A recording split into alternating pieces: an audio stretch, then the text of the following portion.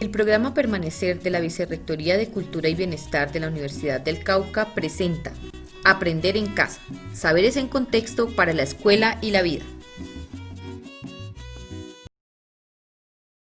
¿Cuál piensan que puede ser lo correcto, ¿no?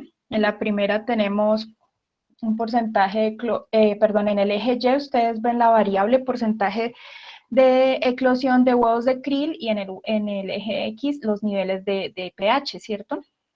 En la B, las mismas variables, pero vemos que es una representación diferente, digamos que entre más alcalino esté el medio acuático dice que hay un 100% de eclosión, pero es una alcalinidad muy alta, ¿no? De 14. Aquí vemos en la anterior, ustedes ven que el mayor pico está entre 7 y 9, ¿no? En la A. En la siguiente, pues también dicen que hay entre mayor en la C, el porcentaje de eclosión es mayor, o sea, entre más alcalino el pH, si recuerdan la escala de alcalinidad, ¿cierto?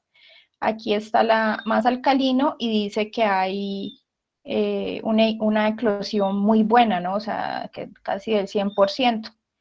Para la D dice que lo contrario que la A, ¿no? Cuando está entre el pH entre 7 y 9, entre 6 y 9, hay una baja en la eclosión. Y se supone que estas condiciones alcalinas son las óptimas para que el krill eclosione. ¿Cuál creen ustedes que es la respuesta correcta? Por acá nos dice un estudiante que cree que es la B. Eh, vale, pues la B y la C son casi iguales, ¿no? O sea que entre la B lo que dice es que entre más alcalino sea, se va a tener un porcentaje de eclosión de voz de krill muy alto, una alcalinidad muy alta, o sea, la máxima 14 de pH. Y la C dice que entre más así, también igual, entre más alcalino, también se va a alcanzar la, la eclosión. De hecho, pues la B creo que es un gráfico que no está bien representado, o sea, no estaría representando bien las variables, porque si ustedes ven bien, es como si los huevos de krill estuvieran sobre los niveles de pH, o sea, es como si fuera una variable que, que tuviera como mandato, autoridad sobre los niveles de pH, y es lo contrario, ¿no? Los niveles de pH es una variable de la cual depende la eclosión de los huevos de krill. Entonces, si nadie más tiene algún aporte o alguna duda, vamos a trabajar con la respuesta y el porqué de esa respuesta. ¿Nadie más tiene alguna duda? Sí, profe, aquí hay algunos compañeros que dicen que es la A Sí, sí, correcto. y dice Dice, que porque aparece el rango donde mayor eclosión tienen los huevos. Sí. ajá, sí, correcto. Es como el valor del pH, como vemos que es una curvita que tiene los valores más altos estamos hablando del gráfico A, entre 6 y 9, podemos decir que está el pico de eclosión, ¿no? Si ustedes se van a ver la variable del porcentaje de eclosión en el eje Y, ustedes ven que está casi llega hasta el 90%, justo cuando el pH está en ese nivel alcalino. Eso quiere decir que esa es la respuesta correcta. Entonces, esos son conceptos que siempre hay que tener presentes, como les dije en el anterior taller, de revisar siempre qué es el pH, la acidez, las soluciones, cómo viven los organismos aquí, ¿no? ¿Por qué es importante esto? Porque en la actualidad ustedes saben que las aguas marinas y las aguas continentales están siendo afectadas por aumentos de la temperatura, por el cambio climático, ¿verdad?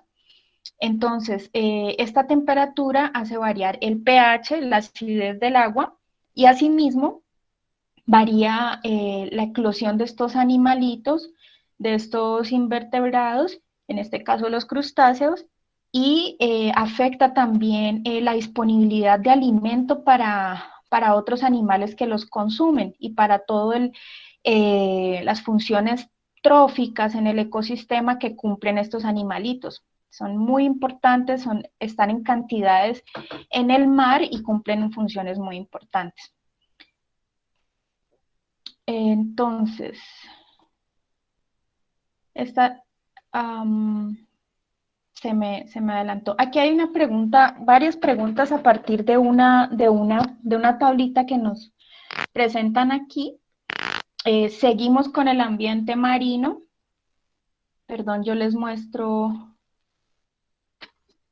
Bueno, esta es la respuesta, las tengo invertidas, pero vamos a leer primero la pregunta o digamos, el texto que nos entregan aquí, porque aquí en este tipo de pregunta se debe hacer una muy buena lectura crítica y una interpretación de este texto. Aquí nos presentan el texto diciendo que uno de los cambios químicos en los océanos es su constante proceso de acidificación generado por la absorción de casi un tercio del dióxido de carbono proveniente de la quema de combustibles fósiles y la tala de bosques. La consecuencia de esto es que el nivel de la acidez aumenta en un 30%, lo cual agota los iones de carbonato de calcio en el agua.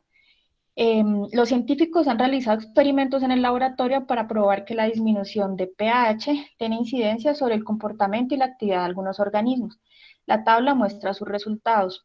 Entonces, en calamares dice que el pH neutro influye en ellos, pero tienen una actividad normal, digamos, cuando el pH está neutro. Cuando el pH está ácido, esos calamares se vuelven letárgicos o somnolientos. En el caso del krill, dicen que cuando el pH es neutro hay una eclosión normal de los embriones, pero cuando está ácido dice que los embriones logran salir del cascarón, pero así es como un limitante, ¿no? Y los peces de arrecife dicen que en el pH neutro detectan los peligros y en el pH ácido no son capaces de detectar a sus depredadores. Entonces, es importante que ustedes vean bien la tabla, también que tengan algunos conceptos básicos para responder lo siguiente. Los investigadores han encontrado que las conchas de la mayoría de crustáceos tienen 3 capas. La más intensa es el nácar, compuesta por capas de quitina y cristales de aragonito. La intermedia y más gruesa es el mesostraco, formado por cristales de carbonato cálcico. Y por último, la capa más delgada es el periostraco, compuesto por una sustancia similar a la queratina. Con base en la información anterior, ¿qué problema ocasionaría en los crustáceos la acidificación del océano? Entonces, ahí que es importante que ustedes conozcan qué es carbonato de calcio, qué es acidez, de qué está conformado de manera general el ecosistema del océano, organismos vivos y no vivos, digamos, todos los elementos físicos, químicos, para ustedes poder responder esto, ¿no? Entonces, las opciones que dicen es A, sus conchas no detectarían a los depredadores en el océano. B, sus conchas tendrían un pH ácido como el del océano. C, sus conchas serían débiles por formarse solo dos de sus capas. D, sus conchas se tornarían más duras y se imposibilitaría su movimiento. Entonces, ustedes pueden notar que hay respuestas que pueden ser correctas, pero que son también como contradictorias, ¿no? Dice que sus conchas tendrían un pH ácido como el del océano, o sea, las conchas, cuando nosotros nos atrevemos a hacer algún experimento casero, por ejemplo, con alguna concha que hayamos traído de alguna visita o algún familiar nos haya traído una concha del mar, vamos a ver lo que ocurre. Frente a un pH ácido, un medio ácido, la concha es la que va a ser afectada, pero la concha no tiene, o sea, el material por el que está compuesto la concha es realmente alcalino. Ahora les voy a explicar por qué. ¿Tienen alguna respuesta en esa pregunta que me puedan decir? C, porque dificulta la formación de la capa intermedia. Ajá. Entonces va a dificultar la formación de carbonato de cálcico, ¿verdad? La intermedia. Entonces vamos a ver por qué el compañero está diciendo esto. Entonces, ¿qué es lo que ocurre? Primero, vuelvo acá. Primero, en el enunciado nos están diciendo que hay una acidificación causada por la absorción de 1/3 del dióxido de carbono. O sea, el océano tiene una misión muy importante que es la absorción de ese dióxido de carbono, que proviene de la quema de combustibles y la tala de bosques, combustibles fósiles, ¿no? Todo lo que estamos haciendo con el uso de automóviles, motos y los usos industriales para poder que funcione la maquinaria en general. Y la tala de bosques pues disminuye ese bosque en tierra, que es el que absorbe también ese dióxido de carbono y lo transforma en oxígeno, y al océano le queda como una sobrecarga de esta función en su ecosistema. Entonces, ¿qué ocurre? Según estas formulitas que copié aquí, el dióxido de carbono que viene de esas fuentes tiene una reacción con el agua, ¿verdad? Y ahí se produce el primer ácido. Entonces, ahí ustedes ¿qué deben tener en cuenta? Pues deben recordar una ecuación química, digamos, básica. Deben saber cuáles son los reactivos y los productos. En este caso, el reactivo es el dióxido de carbono. Otro reactivo es el agua, en este caso sería el agua del mar, ¿cierto? Y el producto sería un ácido carbónico. Ustedes ven ahí cómo la fórmula reacciona y hay los números atómicos varían, ¿no? Pero ustedes pueden observar que tanto en los productos, tanto en los reactivos como en los productos, la fórmula tiene que estar equilibrada. Entonces, para recordar un poco esta parte, en los átomos de hidrógeno hay 2, ¿verdad? En los reactivos y en el producto también. Los de carbono, ahí pues no tiene en este momento, y acá tampoco no tiene ningún átomo. Y en el oxígeno está 2, 0, 2 y 3. Están 2 aquí en el CO2 y un oxígeno aquí, y ahí daría, de oxígeno serían 3, ¿verdad? Entonces ahí ya la reacción está equilibrada. Eso para recordarles un poco, aquí creo que me equivoqué, en el carbono cuando no se indica ningún átomo es 1. Eso para recordarles que la ecuación debe tener un equilibrio en reactivos y productos, que todo esto tiene una influencia en el medio acuático. Ese ácido carbónico disuelve el carbonato de calcio, el que nos habla el enunciado, del cual están conformadas estas conchitas, y se forma un carbonato ácido de calcio disuelto. Entonces ustedes pueden observar aquí otra reacción con otros productos, carbonato de calcio, que sería como cal insoluble, ácido carbónico producto de la primera reacción del contacto del dióxido con el agua, y tenemos como resultado este carbonato ácido de calcio. Esto es un ejemplo para recordar un poco de qué se trata todo este ecosistema. En la pregunta siguiente, entonces, perdón, es correcto la respuesta del compañero. Sus conchas serían débiles por formarse solo dos de sus capas. En realidad, ese carbonato cálcico, este aquí, sería afectado por ese ácido carbónico y pues no se conformaría bien. Estos organismos tienen una función muy importante, las conchas, todos estos, digamos, estos organismos que parecen que no estuvieran vivos, ellos tienen una misión muy importante de filtrar toda la materia que se mueve y que tiene solubilidad en el océano, o ellos también se encargan de que esto se vuelva soluble. Entonces es para recordar la importancia de estos organismos. En la siguiente pregunta tenemos, los científicos afirman que la disminución de los niveles del pH en el océano afecta la vida de diversas especies oceánicas. Con base en el contexto, esta afirmación debe considerarse.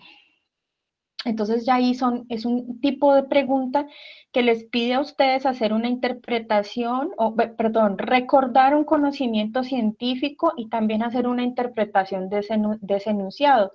O sea, ustedes ya deben recordar que si dicen disminución de los niveles de pH, quiere decir una acidificación, ¿cierto?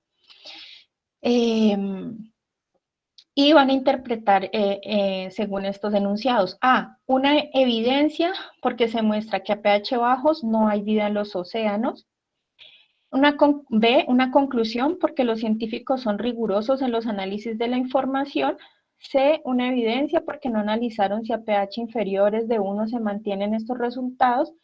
D, una conclusión porque estudiaron variables para mostrar los cambios de la vida en el océano. ¿Cuál creen ustedes que puede ser la respuesta en esa pregunta?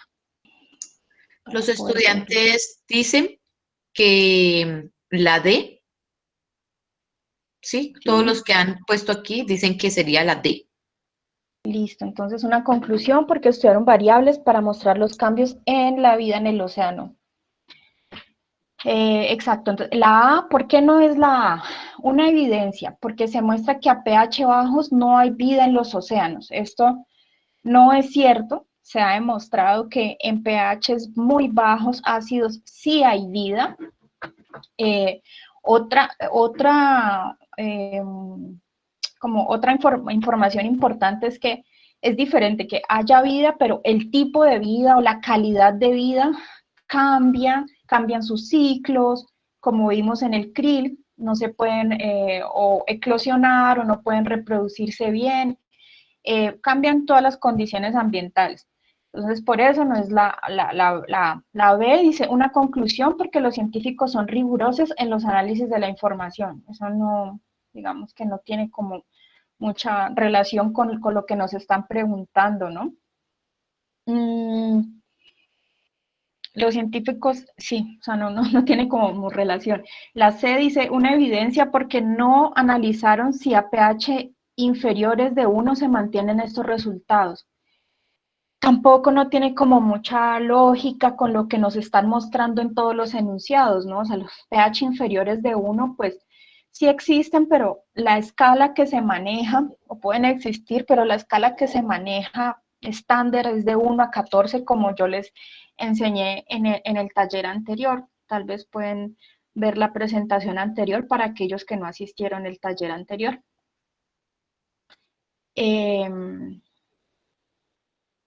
Bueno, y yo les quería invitar aquí a que hicieran un experimento en sus casas. Esto lo encontré, pues las fotos son de internet, de una niña que hace este experimento con una conchita, llena un vaso con vinagre, el vinagre es un ácido, este vinagre va a ser como el ejemplo del mar cuando esté acidificado, ¿no? Se ingresa, se pone la conchita en el vinagre y en 24 horas ustedes van a ver qué pasa con esa conchita, ¿cierto? Cuando son conchas más gruesas, pues van a tener otra reacción más lenta, pero ahí ustedes pueden ir observando lo que va pasando. Aquí en las fotos podemos ver en la derecha inferior cómo la concha al final se ha desvanecido completamente por la reacción que vimos, ¿no? El carbonato de calcio tiene una influencia por esa acidez del vinagre y pues la destruye, ¿no? O sea, al final no queda sin su capa de carbonato de calcio. Vale, entonces sigamos. Vamos a seguir con un tema bien interesante que tiene que ver con la vida de estos organismos más microscópico, ¿no? O más interno, ¿no? Porque las actividades que vimos primero, pues son actividades de los ecosistemas, de los organismos, su alimentación, pero ¿y qué pasa con digamos, la funcionalidad de cada organismo. Ellos dependen de las células, efectivamente.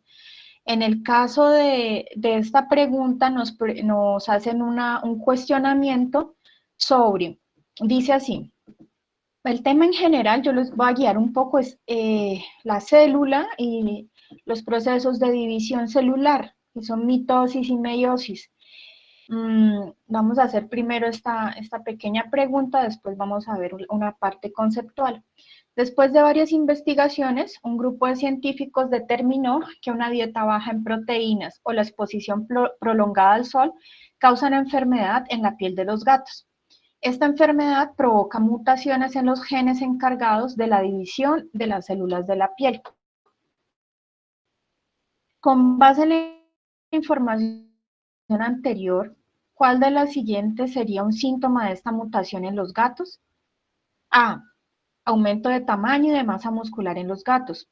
B. Cambio en la coloración del pelo del gato. C. Desarrollo de tumores en la piel del gato. D. Pieles más rojas y húmedas en el gato. ¿Ustedes qué piensan? Hay algunos que están afirmando que la D, otros dicen la C. Vamos a ver, la D dice pieles más rojas y húmedas en el gato. C, la D. Y la C, desarrollo de tumores en la piel del gato. Entonces, aquí, ¿qué podemos inferir, digamos? También hacer unos supuestos de este cuestionamiento. Tenemos que ver los temas base que nos están cuestionando. Entonces, nos están hablando de un experimento, ¿cierto? Que trata sobre la baja de proteínas y la exposición prolongada al sol, que eso causa una enfermedad en la piel de los gatos. Entonces, ahí lo primero que yo hice fue asociar con los problemas que tenemos nosotros los humanos cuando nos exponemos al sol. Generalmente lo que tenemos es un crecimiento de anomalías en la piel, generalmente, o problemas en los ojos, porque afecta a las células de los ojos también. Esto generalmente se relaciona con mutaciones celulares, ¿cierto? Y esto está relacionado con las mutaciones en los genes encargados de la división de las células de la piel. A veces se generan mutaciones múltiples en muy poco tiempo y esto incrementa las posibilidades de malignidad o de un crecimiento celular anómalo y por lo tanto un desarrollo de tumores. Entonces, la pregunta más acertada sería la pregunta C, un desarrollo de tumores en la piel del gato. Entonces, ahí hay un concepto básico que tenemos que recordar, que es la división celular. La B, pues, digamos que cambia la coloración del pelo del gato, eso no, digamos que es lo que menos he escuchado. Las afectaciones son generalmente en piel, en ojos. La D, pues sí, también le genera a uno algunas dudas porque puede generar enrojecimiento, una irritación por esa exposición a la luz, a la luz. Y bueno, surge ahí como una cercanía entre C y D, pero sería la C. Entonces, aquí en la derecha les puse unos links de unos sitios web donde ustedes pueden visitar animaciones sobre los procesos de división celular. A mí me gusta mucho observar este tipo de animaciones porque me explica mejor lo que ocurre con las células, ¿no? Los gráficos. Aquí vamos a hablar un poco de lo que es la mitosis. Esta mitosis se caracteriza por tener una primera fase que es llamada interfase. Aquí vemos el nombrecito en el centro de la circunferencia y esa interfase está compuesta por varias fases, ¿no? Esta fase se puede decir que es la más importante porque aquí es donde la célula duplica su tamaño, duplica las organelas, las enzimas, las proteínas y todo el material genético para poder iniciar en realidad la mitosis, ¿no? Listo. Entonces ahí ustedes pueden observar las diferentes fases de las que les estoy hablando dentro de la interfase, que es la primera fase de la mitosis, como de lo que estamos hablando es de la división celular. Y cuando la célula ya está un poco más preparada para iniciar su división, entonces ya se puede decir que entra a la siguiente fase de la mitosis. Aquí, antes también de esto hay cuando decimos aquí que es la duplicación del DNA y proteínas asociadas, aquí hay unas proteínas que son muy importantes, que son la CDK, la ciclina, CDK-ciclina. La degradación de estas proteínas permite que todas estas reacciones y toda esta duplicación del material sea posible dentro de la célula, ¿no? Y aquí tengo una ilustración que espero que ustedes la puedan observar bien, que son las fases de la mitosis. Entonces, de manera general, aquí podemos ver cómo en la interfase, que fue de la que ya hablamos, es la primera en la izquierda superior, y ahí sigue la segunda, que es la profase, donde los cromosomas se condensan y la membrana nuclear desaparece. Esta es la membrana nuclear, ahí la han representado un poco rota ya, porque ella va desapareciendo de a pocos, por eso hay unos segmentos. Ya en la metafase, en la metafase vemos cómo los cromosomas se han alineado en esta placa.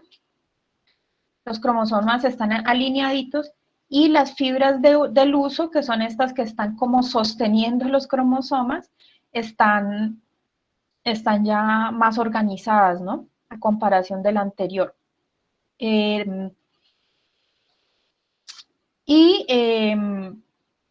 Aquí podemos ver, la siguiente es la anafase, donde los cromosomas ya se separan, ustedes pueden ver aquí, y se mueven hacia los polos.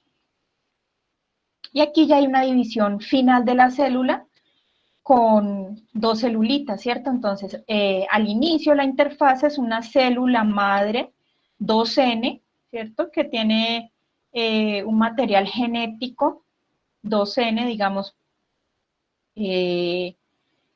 Aquí les voy a presentar algunas diferencias. Pero bueno, aquí les voy a presentar también la meiosis. La meiosis es muy similar, pero hay una fase crítica, que es aquí en la fase 1, aquí en la primera línea, hay una fase que es la profase, una fase que se llama cigoteno. Ustedes van a poder consultar las fases más detalladamente en este link que les estoy señalando aquí. En esa fase hay apareamiento de cromosomas. Apareamiento, o sea que hay un intercambio entre esos cromosomas, y esto es lo que ocurre normalmente en las células reproductivas, ¿no? Cuando hay una fertilización y cuando ocurren estos ciclos reproductivos, es la meiosis.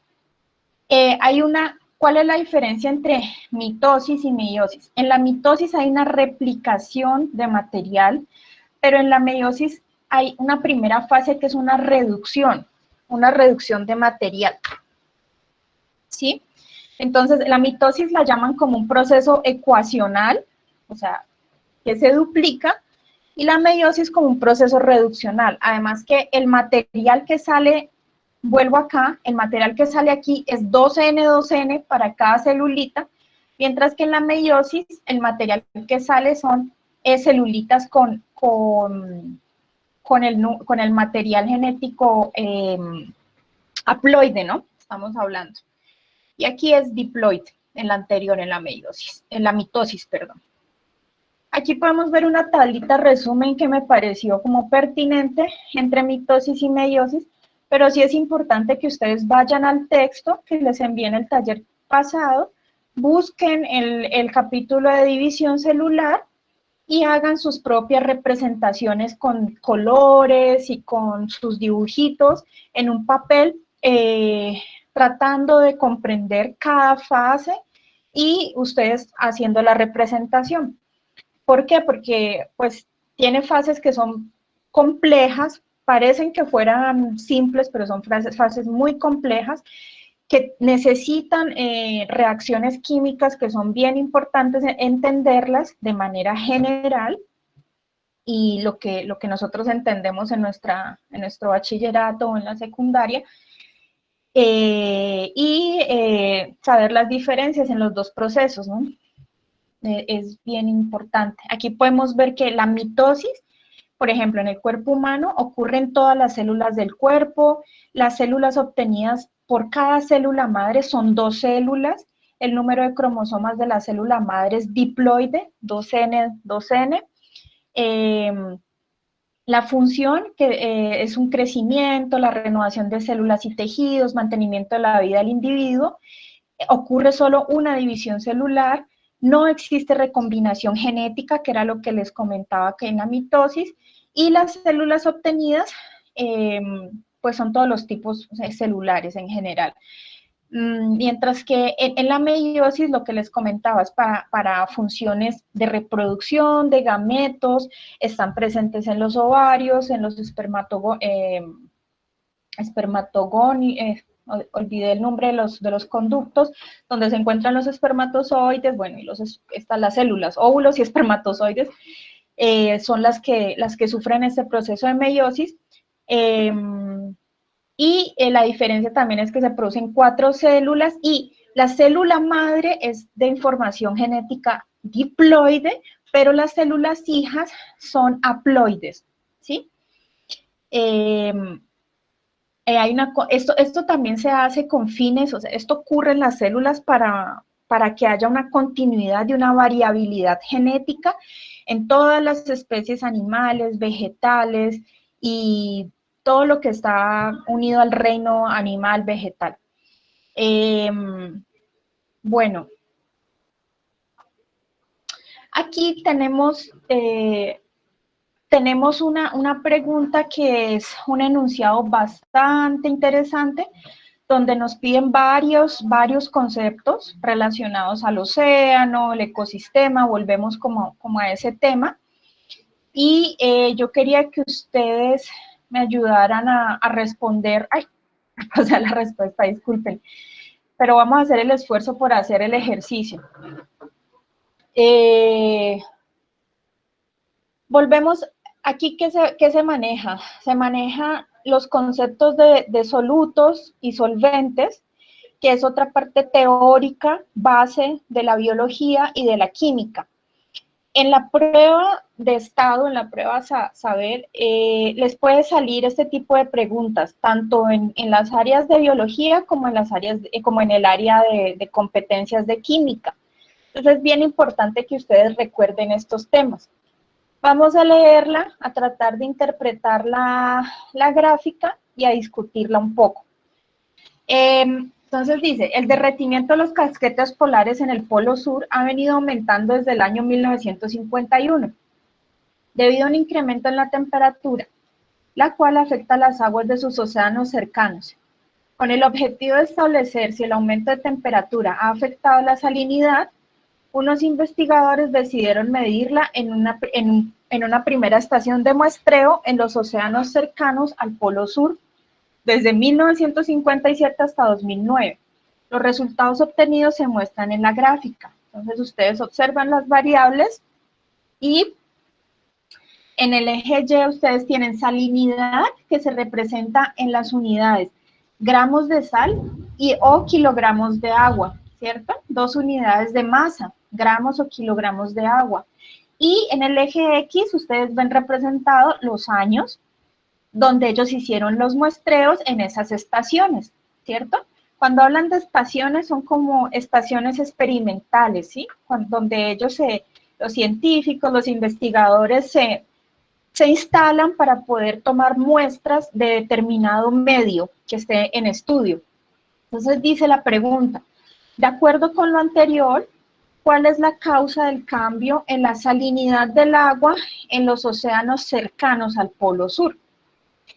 A, el derretimiento de los casquetes polares aumenta la concentración de sales disueltas. ¿Por qué este incrementa la temperatura en el océano? B, el derretimiento de los casquetes polares aumenta la concentración de sales disueltas, porque cuando el hielo se derrite también se derriten las sales. C, el derretimiento de los casquetes polares disminuye la concentración de sales disueltas, porque esto aumenta el volumen de agua líquida en el océano. D, el deterioro de los casquetes polares disminuye la concentración de sales disueltas, porque muchas de estas se solidifican y caen al suelo marino. Dentro de sus conocimientos, ¿cuáles le parecería a ustedes la respuesta? Acá ya hay alguna persona que ha manifestado que la sé. Bueno, entonces vamos a analizar un poco la A. El derretimiento de los casquetes polares aumenta la concentración de sales disueltas. O sea que ahí lo que nos están afirmando es que los casquetes están hechos de sal y que eso aumenta la concentración de sal en el océano. O sea, sí, una parte de los casquetes están compuestos de sal, pero no es mínimo porque de hecho la sal derrite el hielo, ¿no? No sé si ustedes puedan hacer ese experimento también en sus casas, pero la sal ayuda a derretir el hielo, entonces no pueden estar compuestos por grandes cantidades de sal. Esas reacciones químicas en las propiedades físicas y químicas de la sal y del hielo se deben a la polaridad, a las cargas electromagnéticas que contienen esos elementos que están compuestos dentro de la sal y del hielo. Entonces, ahí es bien importante que tomemos el tema de solutos y solventes. En el libro que les adjunté el taller pasado de biología pueden repasar mejor este tema, vamos a ver más adelante. El AB dice, el derretimiento de los casquetes polares aumenta la concentración de sales disueltas porque cuando el hielo se derrite también se derriten las sales. Dice casi lo mismo de la A. En la C, el derretimiento de los casquetes polares disminuye la concentración de sales disueltas porque este aumenta el volumen de agua líquida en el océano. Esa tiene un poco más de sentido, ¿cierto? Por eso ustedes han escuchado en las noticias que están subiendo el nivel de agua del mar por el derretimiento de estos casquetes polares. Eso está afectando al clima de toda la Tierra y están habiendo grandes inundaciones y grandes catástrofes que impactan al ser humano, ¿cierto? Y a toda la Tierra en general. En la D dice, el deterioro de los casquetes polares disminuye la concentración de sales disueltas, porque muchas de estas se solidifican y caen al suelo marino. Pues esa creo que esta es la más digamos, salida del tema, porque cómo van a caer al suelo marino, no tiene mucho sentido esa afirmación. Es la C. La respuesta es la C. Aquí les puedo dejar unas preguntas para que ustedes resuelvan en sus casas, consulten, y en el próximo taller, la persona que esté encargada o yo puedo volver a hacer aclaración de estas últimas dos preguntas sobre este mismo enunciado que acabamos de ver. Yo les quiero recordar aquí una parte conceptual importante que se trata sobre las unidades de concentración. Entonces, ¿qué es la concentración? Es la relación entre la cantidad de sustancia disuelta, o sea, el soluto, y la cantidad de disolvente. Esto se conoce como concentración. Entonces, en el caso anterior, ¿cuál sería el soluto? Alguien que me dé una idea. ¿Cuál es la sustancia disuelta de la que venimos hablando, disuelta en el mar o en relación a los casquetes? En el caso, a ver, en este caso sí, sería sólido, o sea, me estoy refiriendo, ya voy a dar la respuesta, sería la sal, por ejemplo, porque estamos hablando, sí, de un compuesto que es sólido, pero en otros tipos de reacciones hay concentraciones que vienen entre gas y líquido, entre gases, entre gases y sólidos o líquidos y sólidos.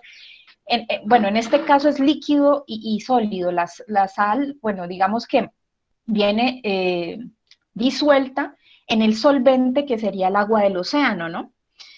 Entonces, esa relación se llama concentración. Dice, esta relación se expresa cuantitativamente en formas de unidades físicas y unidades químicas, que fue lo que vimos en este gráfico, que ustedes vieron que la salinidad estaba representada en gramos de sal y kilogramos de agua. O sea que está en unidades de masa, unidades físicas de masa. Y aquí se debe considerar la densidad y el peso molecular del soluto. Entonces, estos son temas que se pueden trabajar adelante, pero vamos a dar una revisión así general para esta respuesta, que es la concentración en unidades físicas. O sea, por ejemplo, el porcentaje masa en masa. Entonces, por X gramos de soluto en 100 gramos de solución. O también puede ser el porcentaje masa-volumen, que es en X gramos de soluto, hay X gramos de soluto por 100 mililitros de solución. Entonces está en gramos, gramos o gramos volumen, ¿no? Gramos mililitros, una unidad de volumen. Y también puede haber lo que les dije, un porcentaje volumen-volumen, dependiendo de los compuestos que se estén trabajando o que estén haciendo reacción o contacto, bueno, o la concentración también común que se hace, que es en gramos y mililitros o litros. Entonces, en la última, esta indica la masa de soluto en gramos, presente en 1 litro de solución, que son 1000 mililitros. Con esta teoría, eso les va a apoyar un poco para que ustedes resuelvan la pregunta 165, este ejercicio, y me envíen una respuesta en el próximo taller si ustedes gustan. Es la teoría que pueden encontrar en el libro de biología también. Bueno, por último, yo tengo, no sé a qué horas iniciamos, pero vamos a trabajar esta última preguntita que trata de nuevo, sobre esa diversidad de los organismos, qué sucede con ellos para poder estar vivos en este medio que a veces es tan drástico o tan